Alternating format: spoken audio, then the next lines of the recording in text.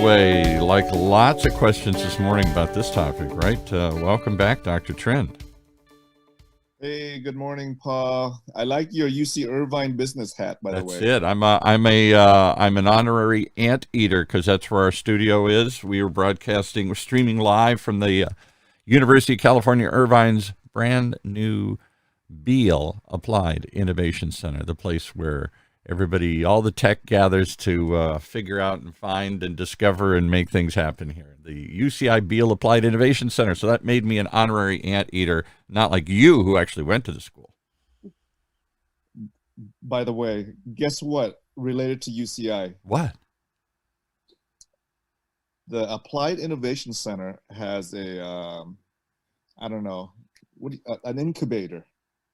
Oh, yeah. So the whole second floor is accelerators, incubators, VCs, all these people trying to bring technology being developed on campus and turn it into real businesses. So I'm coming on as a mentor and coach for the incubator program. You're kidding. Well, how about congratulations? I wish I had some music to play. Yay, Dr. Trinh. Well, the crazy thing is we built this studio during the pandemic because we're a radio station, so we were allowed to go in the building, but it's a university. Almost nobody else has been allowed in the building. So this big, used to be Broadcom's world headquarters. It's this 3-story building. It's beautiful. It has a spectacular event space and on the first floor, and the second floor is all this incubators, accelerators, all the stuff you're talking about. The university has its own incubator program for students and faculty and all sorts of others.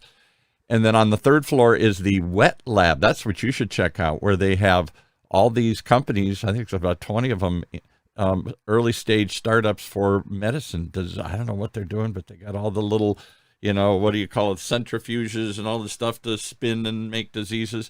And I just the other day, I was over, there's a handful of them there, that it's kind of a secret facility. And I bump into them in the hallway or the bathroom, and I say, "Oh, so what are you working on?" These people look like your kids. They're one group, I forgot what it has, something radical that they're trying to solve, and they just got $1 million in funding to start animal tests on it here. And I'm like, and they look like they're 12. Yeah. Third floor secret lab at UCI. That's it. Third floor secret lab. We just announced it on OC Talk Radio. Well, I'll tell you how funny it is, and we'll get into your guest this morning. So I moved in there, and again, there aren't many people allowed in the building, but in this lab, they're there. I'm there next door with my new studio, and I bump into these people kind of coming and going with their little secret pass, biometric scans to get into the spaces and everything here. And I only see them when they come out, or we bump into each other in the lunch break room or the bathroom or something. And I'm always curious. I'm saying, hey, I'm over here, OC Talk Radio. Hey, if you ever want to talk about what you're doing. Oh, no, we're in stealth mode right now. We're in secret trials. We don't want anybody to know what we're doing because they'll copy us and whatever. So I'm foolishly, I got there early one morning and a FedEx package arrived. And it almost looks like one of those cartoons. It didn't have steam coming out of it, but it was some refrigerated thing. Right. And it arrived in FedEx. And the guy looks panicky, and he says, I got to get this somewhere. It's going to go bad. It won't last. I can't just leave it out here. And I said, well, here, I'll take it. I'll put it in. I've got a refrigerator. I'll put it in there. What the heck? It can't be that bad.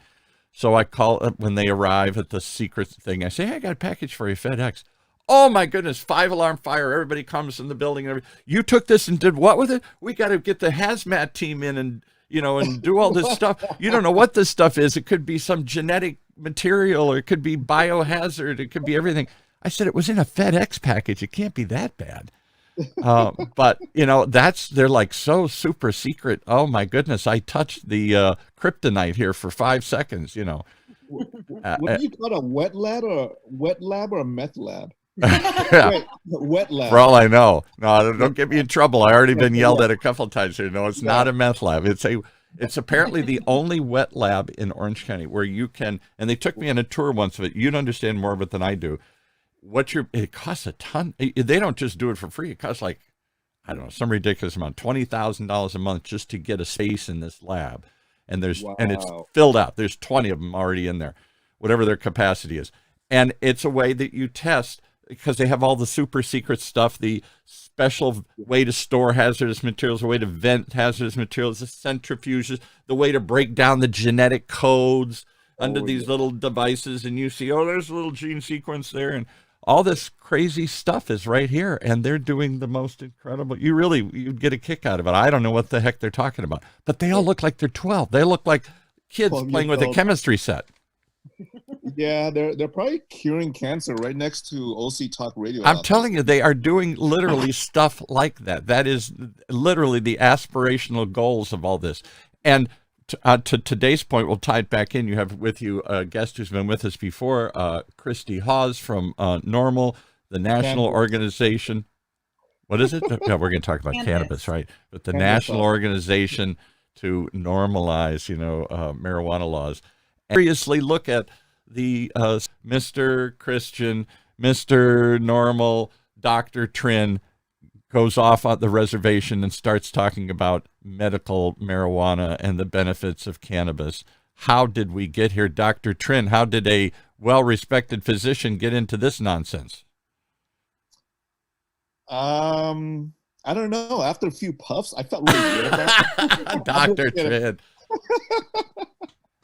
I've actually never smoked or used the stuff. But, So I don't think I've asked you that question. And then we'll bring in your guest and she can launch into all the what's happening. But I don't know your backstory. You've become a very featured speaker on cannabis topics. That's where we first met.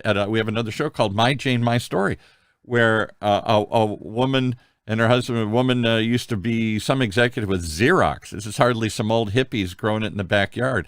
And they're big believers in the potential, not just the profitability, but the potential uses, and it was demonized. It was what's the famous movie, Reefer Madness. It was insanity followed if you even touched this stuff here. How did Dr. Trinh stumble on this and become such a speaker, advocate, proponent, talker on this subject here? And you're absolutely correct. I'm a member of a conservative, Bible-believing church, Calvary Chapel, and growing up, the only thing we've ever tied, marijuana to was sin. Yeah, right. Literally, sin, yeah. Dope heads, pot heads, and so anytime I think of marijuana, the first thing I think of is a guy who's shirtless, sitting in his trailer and smoking pot without a job, right? Exactly. That's what we've been taught. Very quickly on the way to shooting heroin and robbing and doing terrible things here, and that's always been everything we've been taught. But the thing is, when I was taking care of patients on a regular basis, it has always surprised me that that my patients would come to their PCP, primary care doctor, and they'll bring like their product, right? Doctor, what do you think of this, CBD product or this CBD THC product? I've been using it for pain. I've been using it for that, for this. And the first thing that a trained physician like myself would tell you is, I don't know anything about it, and I don't want to talk about it. Yeah, right. Because I don't want to associate this product, cannabis, marijuana, with my reputation, right? Yeah, right. I don't want to be associated with potheads and things of that sort, and it's been illegal, right, federally. But it always surprised me that these patients who come to me, they don't look like potheads. They don't look like they sit around and smoke all day. They're they're in the community. They're older patients, often trying to treat their pain because they don't want the Vicodin that I'm going to prescribe them. Yeah. They don't want the morphine and the Oxycontin and the MS Contin and the fentanyl patches and all the narcotics that I, as a prescription, have been trained to prescribe. The opiates, which came from opium, this is, why do we accept that? Because it has a pharmacological label on it here. Yeah, and if if most of us have read up on the opiate crisis, that death rate is going up like this, right? Yeah, it's going like exponentially, double digits every year. It's because our patients are overdosing and dying and getting addicted to opiates, which is completely legal. Yeah, and many they said many of the problem with this. I watched some. I don't know. There've been so many specials on it. I watched one a while ago, and they said that doctors were taught there's no real harmful side effect to this stuff here, and they passed it out like candy because so much of they can't solve so many of these persistent chronic conditions and pain. So it's just alleviating the symptoms, and that's what you came here for. You want a pill, and they became pill pushers. Not that sounds horrible to put it that way, but that was the easy, quick answer to move on because I really don't have any answer to your chronic pain and conditions. Yes, and you know, and as someone who's also in the field of medical research, I actually eventually got tired of telling patients I don't know anything about it, and I don't want to deal with it because it's easier for me to write you a prescription for a narcotic, right? Because I know that I don't know anything about marijuana or medical marijuana. So I got tired of just telling my patients I don't know and I don't want to deal with it. So I actually looked into it. I looked into, you know, I went to PubMed, you know, NIH government, you know, site where studies are published, and I just looked at medical cannabis, and there was like over 18,000 journal articles that's been published on it. Oh my goodness! It just shocked me, and this was a few years ago when I looked at it, and it's more now. And I looked into the science behind it, and I realized that yes, first of all, this is from a plant, right? Yeah, right. And the second question, it's not a compound like I'm talking about UCI that they're artificially creating from genetic material and or you know something. It's not something. It's not a new thing that we suddenly. This is from a plant. The second thing I had to deal with is this sinful? Yeah. Right. That sounds silly to even ask that question in this state, but that is, I think, the underlying question that many of us and probably many of your listeners are still thinking. Is this wrong? Put it another way. Is this wrong? It's morally wrong. And because I grew up believing, you know, that, you know, marijuana is associated with sin.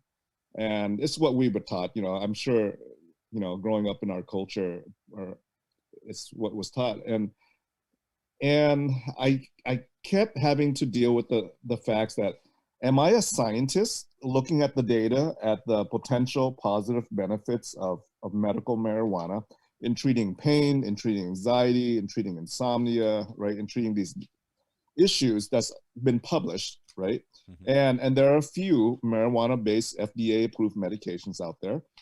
Am I a scientist looking at this, or am I a believer looking at it as sin, right? How do I put together the two halves of your brain here, right? Two halves of my brain, and then the second thing that I came to realize is, if I'm looking at it from a religious perspective, I had to ask myself, did God create an evil plant? Yeah, right. Right? This marijuana plant, you know, if we believe that God created all animals, all plants, did God just create an evil plant that shouldn't be there? This is like in the Garden of Eden. This is the apple tree we're not supposed to touch here. Or did we just screw it up by taking this plant, messing with it, getting high with it, and, you know, the same way we did with cocaine and all the other stuff, right?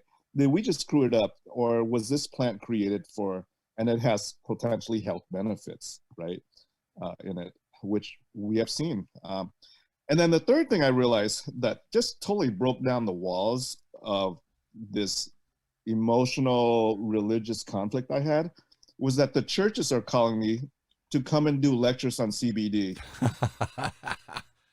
Churches are okay with CBD, the compound derived from this. Taking it now, right? You know, all their folks at churches are now taking CBD rubs, CBD oils for their pain, their insomnia. And so, okay, finally, it's like, I can really talk about this now. Right. Right.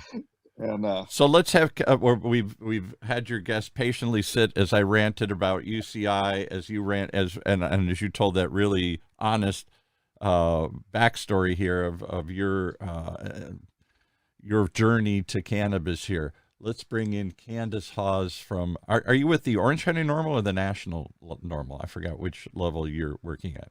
Yeah, I'm the executive director and the founder of the Orange County Chapter of NORML, and have been since 2003. So we're celebrating our 18-year anniversary in July. So let's talk about quickly your journey to cannabis and the organization's long efforts to have us all take another look at this plant and its potential uses here. Start with you. Yeah, definitely. Well, I started way back in 2003, like I said. Back then, I was just a college student, and I actually had my college financial aid from the federal government, FAFSA, taken away from me for a possession charge. Oh, my goodness. Some of you may not know this, but if you have any kind of possession charge, or used to, actually, the stipulations have changed, and now it's a little bit more restrictive on who actually loses their financial aid. But back then, any kind of possession charge would cause you to lose your financial aid. But, you know, you can murder, you can rape, and you could still get financial aid. But if you use any kind of substance and get any kind of criminal penalties, then you can't, which I just felt fundamentally was really wrong. I actually, yeah, I guess most of us would kind of go along with that. Let's see, we'll talk on the list of sins: murder, rape, robbery. We'll still let you go to college. Smoke a little joint, forget it, buddy. You're done. You're on your own, you know, and the government is always saying that they want to reform people, you know, and get them back as productive citizens. But how are you helping people that have possible drug problems by taking away their financial aid and taking away so many things from them? It really kind of puts them into a pit of despair. And I don't think that's really the pathway to, you know, recover and become like a functioning person in society. So it affected you, and you got mad, and you said, I'm going to do something about this. Yeah, exactly. And so when I got out of jail, because they actually put me in jail for it, they took away my car, they put it in impound. And, you know, I had just moved to California from Colorado, and I grew up Mormon. And so I was very innocent. And, you know, all my friends used harder drugs. They drank alcohol, and none of that ever really sat with me. I didn't really like it. And I was just always the cannabis person, you know? Mm-hmm. So anyways, after this happened, I got released, and I came back home, and I said, I need to do something about this. So I went on the internet, and I found a couple organizations, but NORML really stood out to me. And so I reached out to them, I told them my story, and they invited me to come down for their conference, which happened to be like later that month. And I came to this conference in 2003 in San Francisco, the National NORML Conference, and it was just an eye-opening experience. You know, here I was, someone that always felt like cannabis was my thing, and there was nothing wrong with it, and I was setting myself on a better path than, you know, some of my friends that like to drink and stuff. But for the first time, I came to this conference, and I was surrounded by politicians and lawyers and doctors and all these people that were really respectable, and even celebrities. Woody Harrelson was at the conference that year. And it's like, all these people think the same way as me. They think that cannabis isn't this, you know, illicit substance that causes problems, and that we should take away the penalties and change the stigma about how they treat people that use cannabis. And so I really found a home there. And from that point on, I started my chapter, and it's just kind of been, you know, since the day that started, it's been on, you know, I've been on the ground and just running. Our chapter since then has become one of the most consistent and awarded chapters of the NORML organization. In conservative Orange County? Come on. Yeah. Well, actually, we're pretty lucky, because before I even came around in 2003, previous to that, we actually had a pretty strong group here in Orange County, like in the 1990s, called the OC Hemp Council. And so that was a group even working before my time, when it was even more conservative and hard to talk about. And they were really advocating on the benefits of hemp. So when I came in, I really inherited a lot of these activists that were working on the hemp front, and then came to join NORML. And hemp is a whole nother conversation here. Hemp is an unfortunate, it's a, what would you call it, a cousin? It's in the same family, but it doesn't have hardly any of the THC, the psychoactive, the part that gets you high. I don't know if it is psychoactive or however you describe it, but it's the part that gets you high, the compound in the plant that gets you high. And hemp has been used for centuries. George Washington grew it. Thomas Jefferson grew it. They used it for fiber. They used it for ropes up until World War II. Every Navy ship in the world had hemp ropes. They used it for food, for animals, feedstock, all sorts of other things. But because it was in the same family, it was immediately thrown under the bus when marijuana began to be demonized. When did the demonization of marijuana happen? In George Washington's day, they knew about hemp. Did they know about marijuana? Did anybody smoke marijuana 200 years ago, 100 years ago? When did we discover the power of this plant to get you high? And when did it become demonized? Well, it's been used for thousands and thousands of years all across the globe. Although they didn't necessarily smoke marijuana back then, but they used it in oils, they used it in tinctures, they used it in creams. So they used it in different applications. I'm sure maybe like in some some places maybe they did have smoked marijuana, but you'll find most studies of them using it in other forms. It didn't actually become illegal here in the United States until after the end of Prohibition. We had a fellow named Harry J. Anslinger who ran the Federal Bureau of Narcotics. And well, before then, he actually controlled the alcohol prohibition. And when that was lifted, he was like, I have nothing to do. I got to prohibit something here. So alcohol. They let find something, you know, that we can control and regulate and keep our jobs. They let demon rum out of the bottle. Now we got to find some other demon here. Yeah, exactly. You know, the bureaucrat that he was. And so he was already friends with some business, you know, some people that were really important on the business, you know, side that like ran lumber and timber and like the newspapers and stuff like that. So they all teamed up together, Randall Hearst, to control like the way that people thought about cannabis. And that's where we first saw the first campaigns of people demonizing cannabis and labeling those that use cannabis as like murderous and criminals and that they did crazy things. And this was really a way also that Harry J. Anslinger saw that we can control minority populations. You know, the Mexicans working in the field, the African Americans in the jazz clubs. So not only did this give him a job for centuries to come, but it was a way that the government can control these populations that they, you know, wanted to discriminate against. Well, and as a good Irish Catholic, I have to say that there's been much written about, I don't know if this is exactly true, but there are many people who believe this, that the alcohol prohibition of the 20s was originally designed from the Bible Belt area, from the middle part of the country, which was mostly, you know, Protestant, which was mostly white. As the flood of immigrants came over in the late 1800s, first from Ireland, and then from Italy, and then from Eastern Europe, all very Catholic countries. They didn't like the Italians drinking wine, the Germans drinking beer, and the Irish certainly drinking everything they could find. And that whole notion, this was their sin. We could control them by controlling this. And it was part of that first wave of anti-immigrant hysteria too. So as well-meaning as the carrying nations of the world were to try and stop, which probably was being abused much more in those days, drinking, it was also overly targeted towards communities that had always had drinking associated with them, cultures, versus those like the Protestant Bible Belt kind of middle of the country people who never drank. And our drug laws are still unequally applied to discriminate against minorities and people that they want to discriminate against. We still see that today. You know, I actually have been let off completely by police officers in the past, like doing things that I should have gone to jail for, where, you know, someone that's a minority or even a male probably would have been arrested for, when it comes to like cannabis stuff, you know. So when you were arrested, walk me through that. What happened? How did they catch you? What did they catch you with? Oh, well, it was a long time ago. And so they actually caught me with an ounce, but it was like brickweed, like Mexican brickweed back then. So it was like this like thin, like a sheet of like cannabis. It was like probably worth like $20, but it like, but it weighed more than an ounce. So technically that was a felony. So they actually brought me into jail. Like I said, I was a naive Mormon girl and they threw me in jail. And this is in Las Vegas with like prostitutes and like all sorts of criminals. And even they were like, what are you doing? 1 ounce of this controlled substance. Was that frightening? And it's like $20 worth of product. You know, it wasn't even like an ounce nowadays that's worth like $400 or something. You know, it was like a menial amount. I didn't even think that I would get in trouble. And the thing is too, back then I wasn't really educated. If I would have known what I know now, I would have told the cop that he didn't have the right to search me, that I didn't want him to search me, and I would have just left. But back then, you know, I was very naive, and, you know, my friend was actually the person got in trouble, and the cop was like, all right, I'm going to let you go. I just want to look through your bag. And I didn't know to say, no, you have no right to search me. So they didn't have any reasonable grounds to search you. They just kind of like, I want to look through your bag. And you went, sure. And there it is. Yeah. Oh, what's this? Yeah, I think I didn't say anything at all. I just was kind of like in shock and I didn't protest. And so that's how I ended up in this situation. But what I always tell people, because this really felt like the worst thing that's ever happened to me. My life was completely ruined. I wasn't going to be able to go to school. I was going to be a felon. Back then I wanted to be a lawyer and I wouldn't be able to take the bar.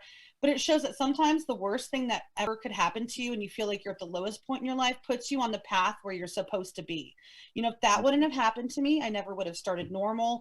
I wouldn't have had the chance to speak in Washington, D.C. I wouldn't have, you know, been able to meet all these wonderful people and affect change and help people medically. So it's kind of one of those things that, you know, if I could go back in time, I probably, wouldn't change much, because I think that I am now where I need to be because of that. All right, so let's move to today's topic here, which is primarily, are we going to talk about the CBD part? That's the one everybody seems to, oh, it's not marijuana, it's CBD. You can get it at CVS, for Pete's sakes. And I'll tell you my own little epiphany. I know I look like an old hippie, and I am an old hippie, but I hate to admit it. I've never really smoked marijuana because I don't like cigarette smoke and any of this kind of stuff. You're a bad hippie. I'm a bad hippie. I really am. And I'm a good Irishman. I really don't drink hardly at all either. I could lose that easily too. I've just not had any interest or appeal to get high ever in my life. I'm high on life. I don't know, whatever it is. But I understand how this thing was over demonized and over stigmatized, and we were all taught to be frightened of it. And in fact, more frightened of that than things like cocaine that came about in the 70s and 80s when I was in college. If I'm not mistaken, cocaine has a lower categorization. It's less of a, I don't know, is it less of a felony? You get less of a fine, something. Marijuana is a higher ranked drug than cocaine. I always thought that was ironic because. Yep. Ever since they created the Controlled Substances Act, marijuana has still remained in the Schedule 1, and that was supposed to be a temporary placeholder until they conducted research and they would put it in the adequate level. And that research was conducted, but the federal government actually refused to deschedule it or to move it down the schedule of drugs. And that's something we still are continuing to fight with the Drug Enforcement Agency. So heroin, marijuana, same category. Cocaine is what, a Schedule 2 drug? It's a lesser, it's a safer category. So anyway, so here's the quick story. So a couple of years ago, we started doing stories on CBD. This appeared out of nowhere in my world. All of a sudden, bam, what's this thing called CBD? We're not going to call it marijuana anymore or pot, but we're going to pull a substance out. One of the many substances in there, like THC is the one that gets you high. We'll find this other acronym, CBD, and it's an oil, and it has all these anti-inflammatory properties. So one day somebody comes in and talks about this on one of our shows several years ago. And I asked, we have very conservative business types that do shows on our station here. And I asked one of them, have you ever heard of this stuff? Oh yeah, I use it because I might have problems with my tennis elbow or tennis arm or something. I use it all the time. I said, you're using a substance from marijuana? Oh yeah, I don't know what it is, but it's CBD, it's magical. And then I go home and ask my wife, who's another, not one I would expect to even come near this stuff here, like get away from us. And you demon. And she says, oh, honey, not only have I heard of it, we have some in our cabinet upstairs. I'm like, how did this invasion of the body snatchers happen here? What happened to all these people? How did they get taken over? How did that become so normalized so quickly in this country? Let Candice talk about that. How did that? Marijuana stuff is still a Schedule 1 drug. It's still a crime to possess it. It's still even though the states are allowing it, the feds say it's still a crime. There's this conflict between state law and fed law. But how did CBD get carved out and brought into the mainstream? I think it's kind of the free market, the business kind of is what brought CBD into the mainstream. Eventually people figured out that, CBD can come from multiple places. It can come from cannabis, it can come from hops, it can come from hemp. And as cannabis derived CBD kind of came more popular, and people found out that there was medical benefits to CBD, people figured out that you can also get CBD from hemp, which wasn't as federally illegal, and it was a good business opportunity. So we saw this huge explosion of people selling CBD like in farmers markets and creating their own CBD lines, and that really helped get CBD out into the market.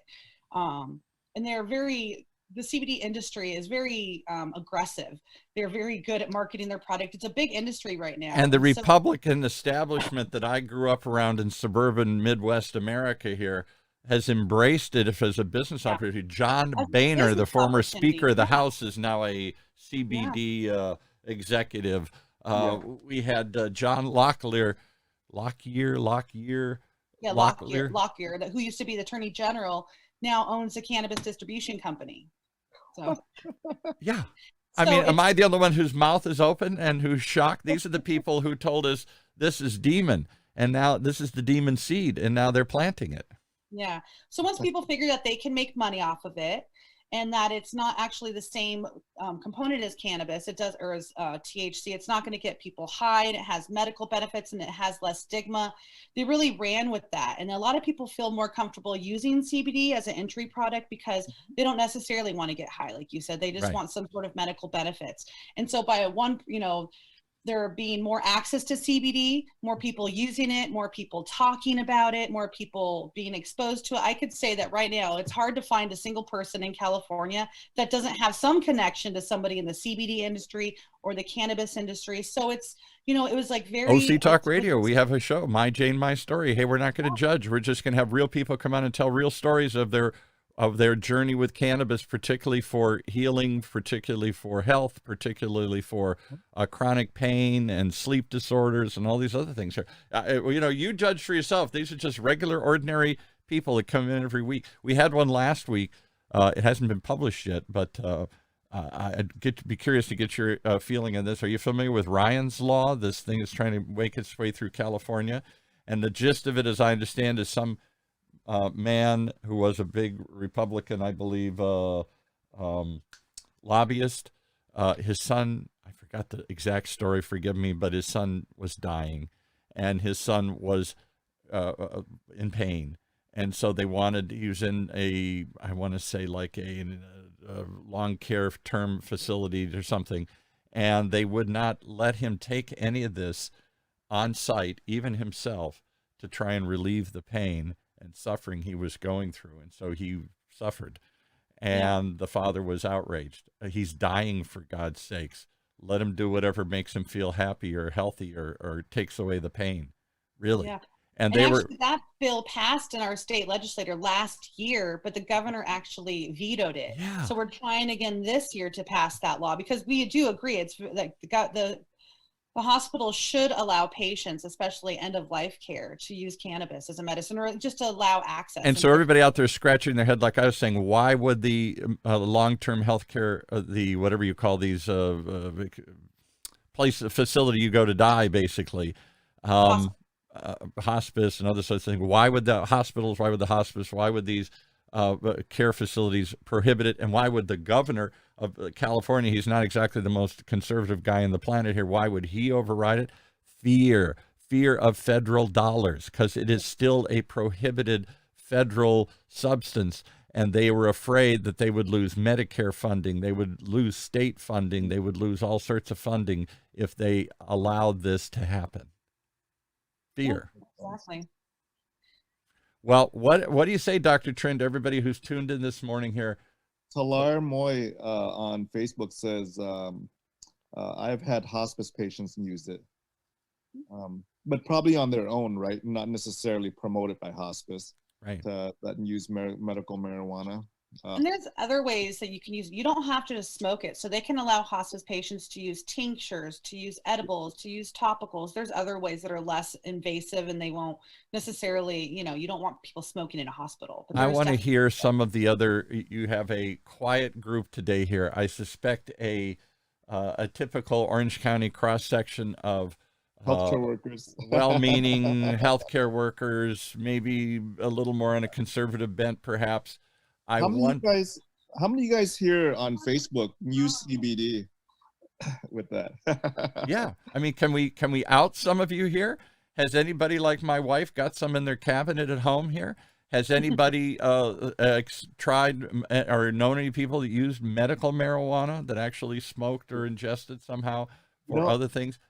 What I've been curious about is, so we're often in Laguna Woods, right? This a community of 17,000, 18,000 retirees in Laguna Woods, and over 200 clubs in Laguna Woods. And a few years ago, what had really shocked me is I do a lot of lectures in the area for the nutrition club, for the Alzo club, for the college club, university club, all these different things. And I found out that, and this is kind of interesting, I found out that the largest club in Laguna Woods 2-3 years back was the Cannabis Club. I'm like, what is going on here? I mean, at Seizure World, at Leisure World, come on. Yeah, it was the Cannabis Club in Laguna Woods, and a good number of my patients were in that club, and I was asking them, why are you in the Cannabis Club? Right? You live in Laguna Woods. I've taken care of you. Why are you in the Cannabis Club? You don't look like a pothead. No, you don't look like a somebody who hippie, gets right. high every day. Why are you in this Cannabis Club? And what they told me really kind of shocked me. What they told me was that, Doc, I don't want to take this narcotic that's been prescribed to me. I don't want to be on Vicodin. I don't want to be on Norco. I don't want this Oxycontin and MS Contin and fentanyl, because it's causing me issues and side effects and cannabis. Huge issues and side effects. This is well, other than overdose and deaths, right? Yeah, right. So I've realized that our patients are already there using the stuff because it works, and they're just waiting for the doctors to kind of catch up. The patients aren't waiting for us to give us, Yes. to give our blessing. They're using the stuff already. So many things. We don't just sit and listen. But look at some of the comments on here. Robert says, my VA doctor is the one that recommended a CBD to me here. And another person says, my mother has rheumatoid arthritis. What do you recommend? Yeah, and so cannabis and CBD is really something that have alleviated and taken care of many symptoms. Because what, it takes down the inflammation? It's anti-inflammatory, right? Basically. So patients are already there using it. They're waiting for the science to catch up, because we got to do our phase 1 clinical trial, our phase 2 clinical trial, our phase 3 clinical trials. We're going through the route to the FDA. It takes 10 years at least to get something from phase 1 to phase 3. Yeah, right. And the patients are like, we're not waiting for you. We're using it because it helps. So who are two questions here, just to answer Carlos's question. I know this isn't we got to be very careful. Go consult your own doctor. This is not a medical advice show.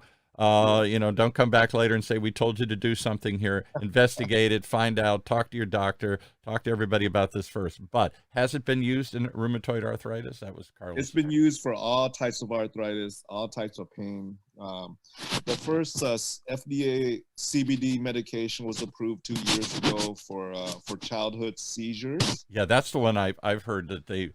Fantastic result. Epileptic seizures and stuff have been children, right? Yeah. Specific epileptic type seizures in children that are hard to treat.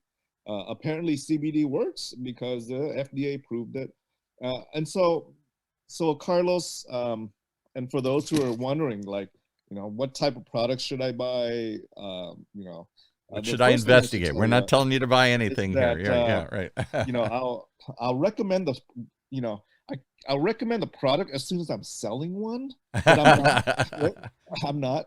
So I don't sell any of that stuff, right? So the first thing I can tell you is that the cannabis industry, especially medical cannabis and CBD, it's in the early phases of scientific research. Mm-hmm. The early phases of scientific research. So what that means is we don't have a dose to recommend for a product, right? I can't say that, for this condition, it's 10 milligrams and 20 milligrams of this, because unless we vet that out through clinical trials, double-blinded, clinical trials that are legit, we don't have a dose to recommend or a product. It needs to be vetted through the scientific process, right? And so we don't have a dosage or a product specifically for a specific condition because it's still early in our investigation, okay? The second thing you should know is that patients really aren't waiting for us anyway. Yeah. They're out there taking the products. Right. They're taking different products. And they're self-medicating. They're experimenting. They're trying stuff, yeah. Yeah, they're taking the products. They're not waiting for their doctor. And quite frankly, the doctor doesn't know because the research hasn't been done to give us guidance. So So as Robert Brown is saying, in my opinion, too much won't hurt you. So try a little bit as you go, or something like that. So many folks are saying, since we don't know dosing assigned to diagnosis, and since we don't have the studies to say that yes, it works because we tried it on a double-blinded clinical trial, right? Right. Many folks are just starting something at a super low dose. Exactly. And then they're titrating up like super slowly. And it's done that way mainly for safety reasons. We don't want to OD on it. And has anybody ever OD'd on any of this stuff? Have there been deaths? Have there been, are there, what's the downside if you take too much? You just get sick, or you just get high, or I don't know, you don't get high off CBD oil. What's the downside? Do we know yet, or do we suspect anything? Candice? Yeah, no, there are no reported deaths from cannabis. Like, I've heard people say the only way you can die from cannabis is a ton dropped out of the sky and like smacks you. The bale hits you on the head. Cannabis is that it is relatively a safe, effective medicine used at small doses and used responsibly. If somebody does take too much cannabis, although sometimes they may kind of feel like they're dying, they may have a side effect of like a little bit of paranoia. There's no way that you could die from cannabis. It's not tied to the endocannabinoid system is not connected to the central nerve system. So there's no way that it could stop your breathing or your heart from beating. The best thing to do if you do take too much cannabis is to definitely, stay hydrated, eat some food, try to distract yourself with, TV or entertainment, listen to some music, maybe even just like embrace it and try to go with Write it out. Or just sleep it off. Yeah. Sleep it off, write it out. Within hours, depending on different methods of different methods of delivery will have different onsets and durations. Edibles typically are the delivery method that new users want to be the most cautious with. With edible forms of cannabis, depending on your digestive system and your genetics and all sorts of things, you could feel the effects of edibles in as quick as 45 minutes. It could be as long as like 2 to 3 hours. So you want to make sure that you don't continue to take edibles thinking that it didn't hit you and then all of a sudden it hits you too quickly. Right. So like Dr. Trinh said, we tell people to start low, to go slow, to give adequate time between doses to make sure that you're not doubling up. And then it's also a really good idea too to keep a patient log. So to write down and to record, what you took, how much you took, how you were feeling before it, what you ate before it, and then, when it started hitting you, how long it lasted. Do your own clinical study, track it, monitor it, measure it. Yeah. And then so when you're trying different products, and a lot of dispensaries have sample sizes. So you can go to the dispensary, like I work at the pharmacy, and we have sample sizes of almost every delivery method. So you can take these smaller sizes and try them. Definitely record all this information as you're trying different things. You may need to go back and say, that one day I had a really good effect. What was it that I tried that day? What's people at the dispensary are very good intentioned, and they do want to help you. So even if you're not ready to make a purchase that day, anyone now in the state of California over 21 can go into a dispensary and just use it as an educational experience. Right. Talk to the cannabis specialist there, look at the products, look at the labels, ask questions, and then, have that in your tool chest. And then should you need cannabis ever down the road, you have that information to go off of. And we just have to change our thinking that these people aren't pushers, but healers. Exactly. There's a different view. There's a lot of roles that these cannabis specialists have to play. There are a lot of times like counselors and friends and coaches and pharmacists almost. A lot of these folks that got into it really believe in the medical benefits of cannabis and helping people. And so, for the most part, everyone that I've ever met has good intentions and want to help people. All right, we've only got about 10 minutes left here. Let's see if we can answer a couple of questions and bust a couple other myths here. Or concerns. I'll tell you my concern before we address some of the questions here. Yeah. And I think this is a legitimate one. But that's my feeling. So why wouldn't I feel it's legitimate? All our feelings are legitimate, right? I wonder, because it's not regulated, I'm going to go the opposite way. Because it's not allowed and regulated by the FDA, what I'm really taking. And there have been many studies, all the natural, homeopathic, natural things at Mothers and all these things. You think, wow, I'm going to take this because I heard this helps. And it might. But when you take that little bottle and really open it up, or that pill or that brownie or that something, you don't really know what you got. It might be a ton of it in there. It might be none of it in there. And so because it's the Wild West and these products aren't regulated in any way, shape, or form. Talk about that. How do I know what I'm getting? Well, actually, in the legal cannabis market, the products are very much regulated. Yes, very now in this, rated. right. Yeah, now.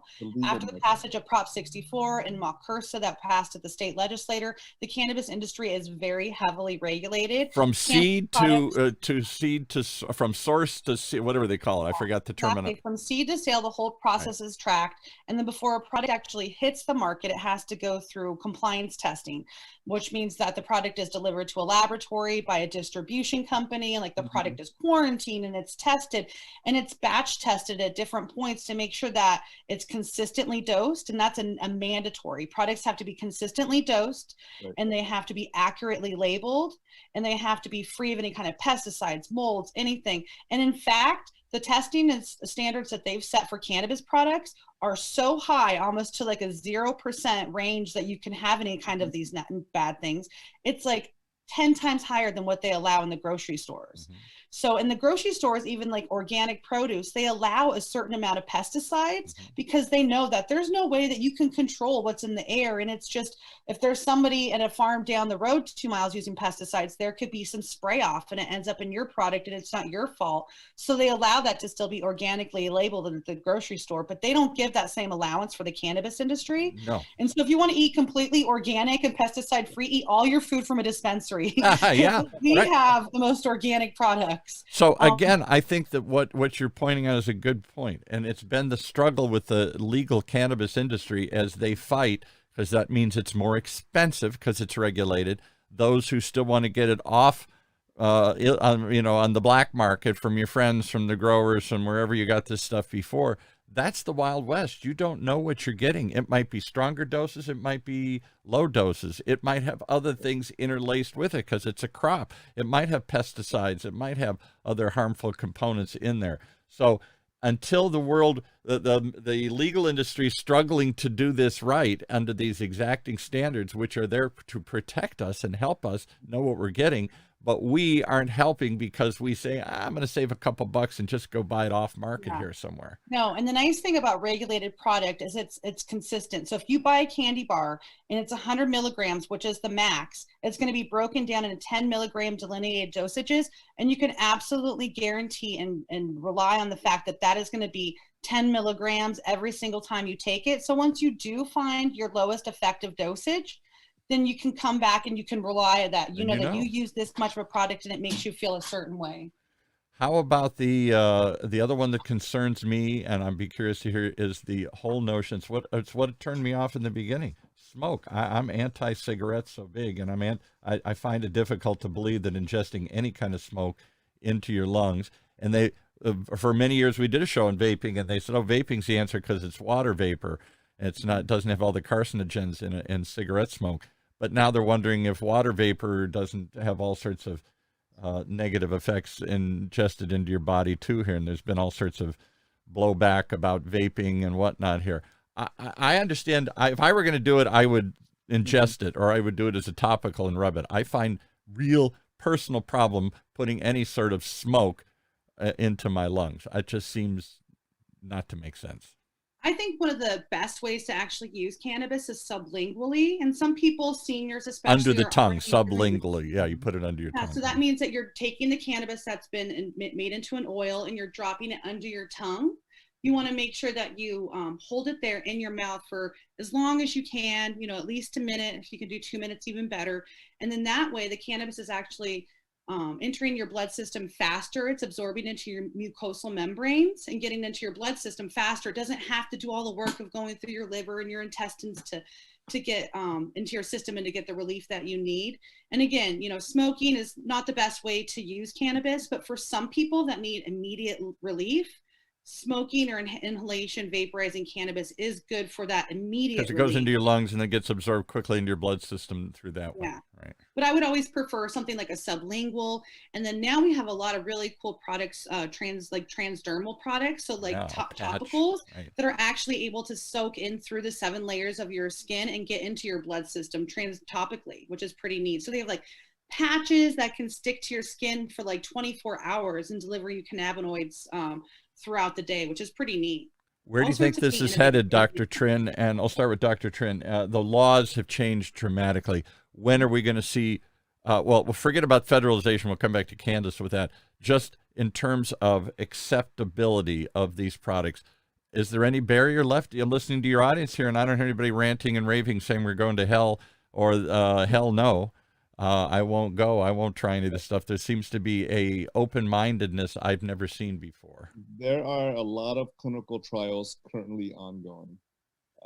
And Dan, that includes clinical trials for pain, arthritis, neuropathy, autism, ADHD. I can think of a ton of clinical trials ongoing at major academic centers. UC San Diego's doing it. A number of UCs are doing cannabis. UCI is doing it. Yeah, right, exactly. Yeah, and so yeah, it's something that in the last few years our shift has changed, and it's not because the doctors are like, wow, we've already suddenly realized how beneficial this is. It's more because the patients are using it with or without our permission. Right. And so we're like, okay, we better study this stuff now. My late aunt, who died a few years ago at 93, the most Republican woman I've ever met in my life, the typical, suburban right-wing Republican voter here. Well, I shouldn't say right-wing, but she was extremely conservative. She voted straight Republican ticket her whole life here. And as her life was coming to its last chapter, she called me up once and she said, what do you hear about this medical marijuana stuff? And I'm like, you are asking me about medical marijuana? Well, I got this constant pain and I can't get rid of it. She had all sorts of pains. She had cancer and she had all sorts of things. And at that point in her life, all this orthodoxy didn't matter. It was relief. It was what works. And this is a woman who trusted her doctor implicitly. She wasn't asking her doctor about it. She's asking her radical, left-leaning nephew, who we argued continually about everything here. That to me was the epiphany for me. That was the eye-opening moment. When we're in pain and hurting, particularly as aging baby boomers, we're not just going to wait. We're going to do something. Yes. Yeah. Now, I can't tell you how many people I've experienced working at the dispensary that used to be police officers in their former life, that they were the most conservative people that never thought they would have ever used cannabis and didn't use it for so many years and suffered. And then once they experimented with it and they realized that it did have medical benefits, they were like, they felt so bad, for condemning it for so long and for making people feel bad for using it. When now they've actually figured out that it's actually not as bad as they thought it was. Last question, and we'll end with this. We have a new administration in town. There's hope. There's feeling that something's going to change at the federal level. Where you guys are actively involved in legislation, where do you think the current Fed's stance is and is going? I really think that federal legalization is right there on the horizon. Chuck Schumer has said that he has intentions of trying to federally legalize marijuana with or without the President Biden's his support. Kamala Harris also has pledged her support to end marijuana prohibition. So I really think that towards the end of this president's term, maybe even the next one, that we will see some sort of change in the federal legalization, which will be great on a lot of levels. That will give access to all veterans at the VA. It'll increase our ability to do research, to do testing, and to figure out a lot of those things that have been holding a lot of people back, like dosing. And there's so many other cannabinoids in the cannabis plant that we don't even know what they do yet. So it'll give us the funding and the ability to really research this plant like it should be researched. There's so many secrets within this plant and so many benefits. And so federally legalizing this plant will open it up to so many more people. And then one thing I hope is that we will one day have the right to travel with cannabis. Wow. So now if you're a patient traveling to another state, even if that state's a medical marijuana state, you can't travel with cannabis. But with federal legalization, that kind of stuff. Because the feds regulate interstate commerce, interstate transportation. So if you move from state to state, even if that's been the conflict. I went to law school a million years ago. That's the thing that amazes me. Yes, Fed law always trumps state law. in the way our system is set up. But interstate commerce touches everything, so that's their way to get into anything. yeah, and yet how many states now have fully legalized? A few more. This 18, I think they said, have was the most recent number of states that have legalization, not just medical's like up there in the 40s. Yeah, we're almost completely medical marijuana and across the country, but yeah, just recreational use is now just skyrocketing. Like every week we see a new state. I want to say there's 18 or 20 or something like that. Maybe I'm off, but it's a large number of states. And the problem is that even though the states say it's okay, as long as it's federally, so the states have, under Obama, they said, they issued an order saying to the attorney generals, to the federal, what do they call them? The Drug Enforcement Agency. They took away their funding, so they couldn't spend any of their funding going after companies in states with medical marijuana laws. Right, exactly. And federal prosecutors, they said, don't go after this. We don't want to get in a conflict between the feds say no and the states say yes. Until this is resolved, just kind of lay low on that. Although under the last administration, there was a lot of talk. Jeff Sessions and others were saying, no, we're going to start enforcing federal law. I don't care what the stupid states say. We're for states' rights in certain issues, but not this one. Exactly. Luckily that didn't happen. So yeah. So anyway, I think we're still in that transitional place here. And I see it moving quickly, as Dr. Trinh said, with or without the doctors riding along, with or without the politicians riding along. When the public rises up and says, we're going to do something, pretty hard to tell them not to. Yes. And Dan Daly says, don't rely on politicians, push for FDA approval. Yeah, right. Yeah, it's being, those studies are being done, Dan. Well, Dan Daly, another good Irish Catholic here like me, who's rethinking their whole positions on all of this stuff here. Well, thank you for coming on. How do they reach NORML? How do they join NORML? How do they support? Oh, and let's do one more. I know we're a minute or two over. Let's do a quick shout out to a local issue right now in Costa Mesa you wanted to bring up. Yeah, Costa Mesa on 420 is going to be voting to allow retail uses in the city, storefront and delivery. But they're starting at the very top of their tax. Their tax could be 4 to 7%. They're starting at 7%. There's no lower tax for patients, which most cities have a lower tax rate for patients because they're living on a fixed income. Oh. And these issues, we're asking people to please come to the Costa Mesa City Council meeting on 420 and to speak your mind. Let them know that patient access and affordability is really important. In 5 days, you can go to the Costa Mesa City Council. Everybody who's railing against, don't trust the politicians, don't trust the government, don't let anything stand in your way. If there's relief, go find it. And what people don't realize is even in the state of California, where it's now legalized, that the cities can still prohibit the sale of it in their city. And of the 34 cities in Orange County, I believe there's only one, which is Santa Ana, which allows dispensaries, and that's why there's like 30 dispensaries in Santa Ana, and there are none in any of these other 33 cities. And then Stanton's in the middle of doing their licensing, so they'll have 4 in Stanton within the year, and then Costa Mesa will be right behind them. But yeah, for the last 6 years, it's been only Santa Ana. So people assume, well, it's legal, I can go get it anywhere. Well, the feds say no, the state says yes, but the local city says not in our city, go buy it next door. So it's amazing how this is still fighting its way through. I don't understand what 420 means. I know the date. I don't know why it's called 420. What does that mean? How is it connected to marijuana? Well, there's a lot of stories of how 420 became synonymous with cannabis, but the most popular story is that there was a group of high school students like up north in California who every day after school would meet at 420 and smoke weed. And so for some reason, this somehow became part of our culture, and for some reason now at 420 is the time to smoke weed and to celebrate with your friends. On 420 is like our National Cannabis Day of like celebration. I didn't know that. All right, I didn't know. Yeah, and it just started with like a small group of high school students smoking together back in the 70s. So I was mistaken. So when does the Costa Mesa City Council? I thought you were just saying on like April. It's on 420. On 420 too. Okay. Coincidentally, the council scheduled it for 420. That's hilarious. That's hilarious. And we actually had a Senate bill. We have a Senate bill in California that's SB 420 as well. So the Senate's in on it. The city council's in it. You know, this is a mainstream thing. The universe is moving in a mysterious way here. It's all coalescing around this. Yeah.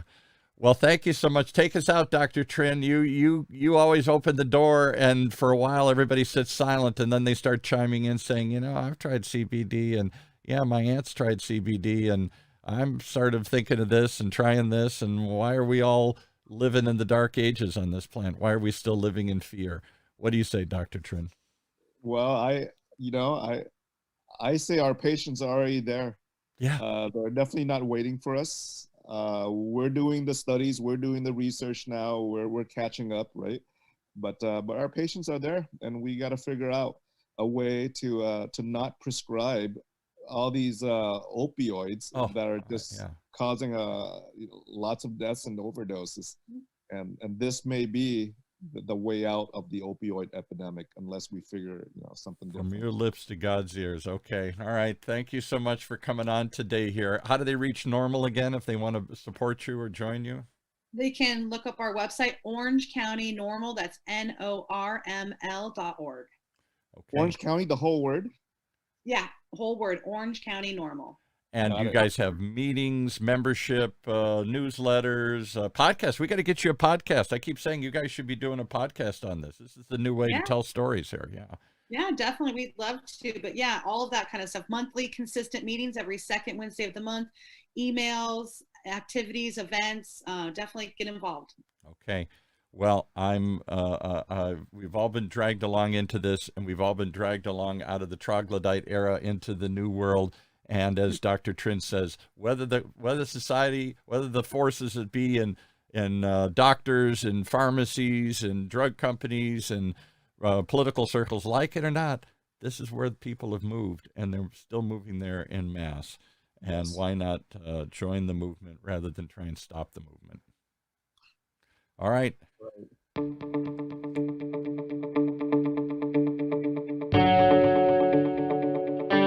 Well, there you have it. Another reason why you should tune in each and every Thursday right here on Orange County's only community radio station, octalkradio.net. For more health talks with Dr. Trinh, join the Face group. Send us your questions. Tell us what you'd like to hear coming up.